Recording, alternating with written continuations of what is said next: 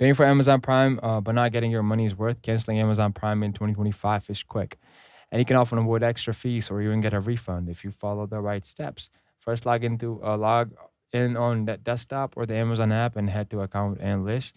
Under your Prime membership, click Manage Membership. You'll see an option that says "And Membership and Benefits." Select it, then follow the on-screen prompts. Amazon will try to remind you of the perks, but keep clicking Continue to cancel until you reach the confirmation page. Timing matters. If you want to avoid Prime fees, if you are still in the free trial, be sure to cancel before the trial ends.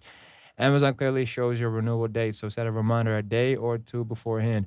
Already paid, Amazon's policy lets you receive a full or prorated refund if you haven't used any Prime benefits, like Prime Video streaming or free 1 day shipping.